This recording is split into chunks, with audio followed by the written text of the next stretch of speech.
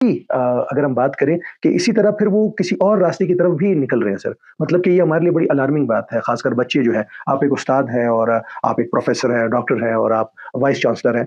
तो क्या समझते हैं कि ये रास्ते कहाँ से खुल रहे हैं और ये रास्ते कैसे बंद हो सकते हैं कि जहाँ पर लोग गलत राह पे निकल जाते हैं? देखिए, एक इंग्लिश का मकूला है, वो इंग्लिश में कहते हैं an empty mind is a devil's mind ना। हुँ, और आपका जब तक माइंड एंगेज रहेगा ना, तो आप किसी और तरफ सोचने की वो गुंजाइश नहीं रहेगी आप में। जो मेरी नज़र में सबसे बड़ी वजह ये है कि आप जिस ज़माने में जब आप छोटे होते थे, या जब मेरा मेरा बचपन होता था, तो हमारे बहुत सारे एक्स्ट्रा करिकुलर हुँ, एक्टिविटीज़ हुँ, होती हुँ, थी। क्रिकेट, फुटबॉल और किस्म के मैचेज़ वग़ैरह। हमारे टाइम पे तो मुझे याद है कि हमारे टाइम पे फ़नून लतीफ़ा के बड़े हमें मौक़े मिलते थे। ड्रामाज़ होते थे, प्लेज़ होते थे, सिंगिंग कॉम्पिटिशन होती थी। तो ये सारी वो चीज़ें होती थी जो कि एज़ अ यूथ हमें एंगेज रखती थी। हुँ, आजकल क्या होता है कि आपका एक बच्चा जो है, जो कि जब यूनिवर्सिटी में भी हमारे पास अगर पढ़ने आ रहा है, तो वो क्लास की हद तक एंगेज है, वो जैसे ही क्लास से बाहर निकलेगा, वो मोबाइल पे जो है बैठ के टिकटॉक या फ़ेसबुक या हुँ, कोई भी वो लगा ले, वो उस पे बैठ के वीडियोज़ देखना शुरू कर देता है।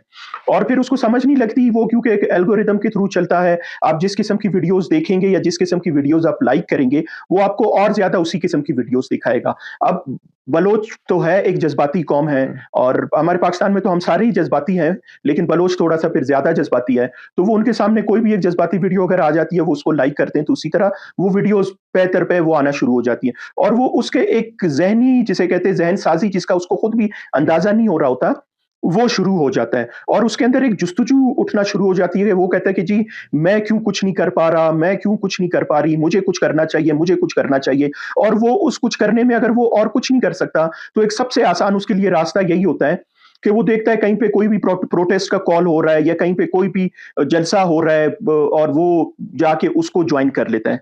और वो उसको ज्वाइन इस वजह से नहीं करता कि उसकी उसके साथ कोई जिसे कहते हैं आइडियोलॉजिकल हम आहंगी होगी या कुछ और होगी। वो चीज़ बाद में आ जाती है, लेकिन सबसे पहले जो चीज़ आती है, एक वो सेंस ऑफ एडवेंचरिज़्म उसके अंदर आ जाता है, एक सेंस ऑफ पर्पस उसके अंदर आ जाता है, और वो कहते हैं कि, या वो कहती है कि मैंने कुछ करना है, मैंने कुछ करना है। तो इसकी वजह से ये हम यूथ को एंगेज नहीं कर पा रहे, तो ये चीज़ें हो रही हैं। लेकिन इसमें अभी कुछ मतलब 1 डेढ़ महीने से मैं देख रहा हूँ कि हमने पहले यूनिवर्सिटीज़ के स्पोर्ट्स कॉम्पिटिशन कराए, उसके बाद हमारे यहाँ पे एक यूथ समिट हुआ। यूथ समिट में भी हमारे चीफ मिनिस्टर साहब आके बैठे, खुद आके वो बैठे, और उन्होंने एक बड़ा ओपन मौका दिया बच्चों को कि वो अपनी बातें करें और वो सब कुछ करें। तो ये चीज़ें अभी आहिस्ता-आहिस्ता हो रही हैं, लेकिन इसके साथ-साथ हमें जिसे कहते हैं कि सिर्फ़ क्वेटा को ही एक महवर नहीं बनाना चाहिए हुँ, इस तरह की चीज़ों का। हमें क्वेटा के बियॉन्ड भी देखना चाहिए। केच में अभी जो एक फेस्टिवल हुआ था, that hmm. Was a very good festival, और उसमें भी काफ़ी वो एंगेज हुए थे।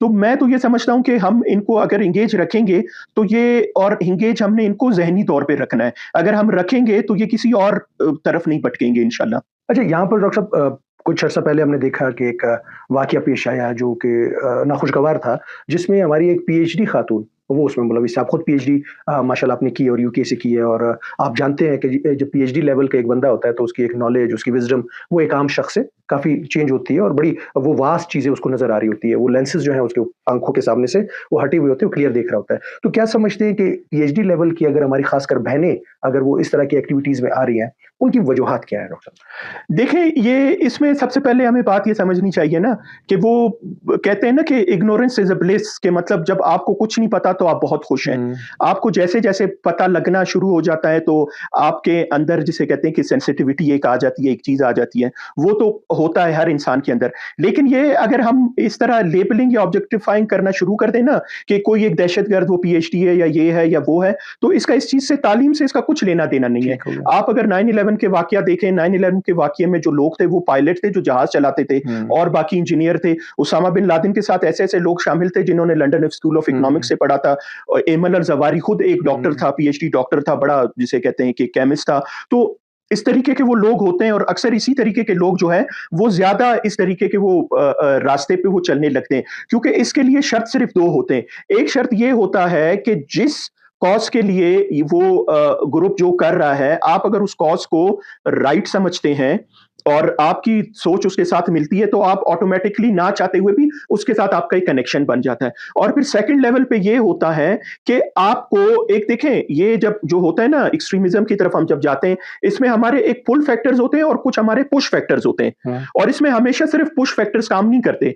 पुश फैक्टर्स वो होते हैं जो आपके अपने जो सोसाइटी है वो आपको पुश करे कि आप एक्सट्रीमिज़्म की तरफ जाएँ। उसके साथ-साथ कुछ पुल फैक्टर्स भी होते हैं।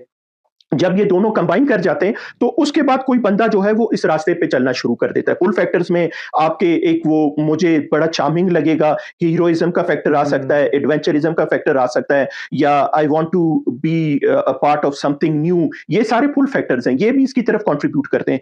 तो मेरे ख्याल से हम इसको इस नज़रिए से बिल्कुल ही ना देखें कि कोई एक टीचर है या कोई एक पीएचडी है या कोई क्या है, क्योंकि मुख्तलिफ किस्म के लोग वो एक ग्रुप का हिस्सा बन सकते हैं जब उनकी सोच अगर आपस में मिलती हो। लेकिन जो चीज़ हमने देखनी है कि हम ना सिर्फ पुश फैक्टर्स पे काम नहीं करें, हमें पुल फैक्टर्स को भी देखना चाहिए कि उसको वॉयलेंस के अंदर क्यों एडवेंचर नज़र आ रहा है? उसको वही एडवेंचर किसी और कंस्ट्रक्टिव काम की तरफ क्यों नहीं नज़र आ रहा? हमें ये चीज़ भी सोचनी चाहिए। वो क्यों इस तरफ जाने के लिए मजबूर हुआ है या वो अपने शौक से जा रहा है, हमें ये चीज़ भी देखनी चाहिए। क्योंकि हमने एक जो है पाकिस्तान के अंदर, ये सिर्फ बलूचिस्तान का मसला नहीं है, एहसास-ए महरूमी की जो एक डिबेट है, वो जब से पाकिस्तान बना है आज के दिन तक, ये पंजाब में भी मौजूद है, सिंध में भी है, केपी में भी है और बलूचिस्तान में भी है। तो ये एहसास-ए महरूमी से आगे के जो बाकी अवामिल हैं, उन पे भी हमें सोचना चाहिए और उन पे भी हमें डिबेट करनी